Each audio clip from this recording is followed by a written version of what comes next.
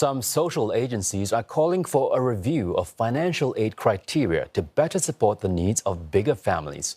This comes as expenses rack up for such families in areas like caregiving and daily necessities.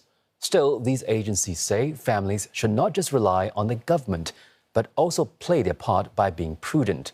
Richa, Mathew with more. With 3 young kids, Donovan and Janice's family is considered bigger than a typical household in Singapore. And that also means higher expenses. With kids, I think the bulk of those one-time costs would be like gynae visits, the cost of delivery, PD visits, which these are, I think, areas that can be expensive, especially in Singapore.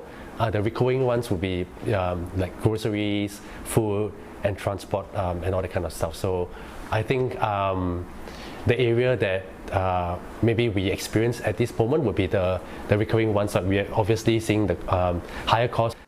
Conscious budgeting and support schemes have helped keep expenses in check, but some pain points remain.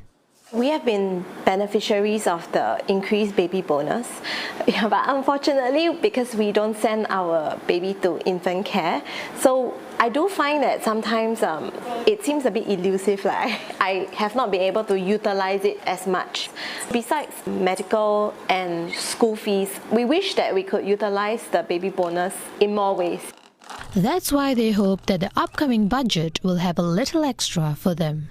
Whatever new schemes that are being rolled out, to consider the number of kids living in that household and then the scheme to be adjusted accordingly. This shift in financial aid structure is also on the budget wish list for some social service agencies. Many of these large families consist of blended or multi-generational households where income may not be evenly distributed among all members. And let's say the whole household earns a bit more, but the smaller household unit but still be financially struggling, but become ineligible for the necessary aid that they need. A more flexible approach to financial aid assessments could probably result to maybe better health for large families, especially ones that are blended. Others are calling for a more targeted approach. I'm looking for, specifically about the support schemes, is maybe some comprehensive assistance that can see through certain things. For example, child development account. If they can actually encompasses the expenditures of all the childcare all the way through primary school, I think that would be very beneficial and helpful for the families, especially bigger families. Still, both agencies say families shouldn't rely on government support alone. Families need to consider their purchases to avoid financial strain. This financial decision-making is a conscientious effort by the family, whereby habits are learned and passed on through each generation.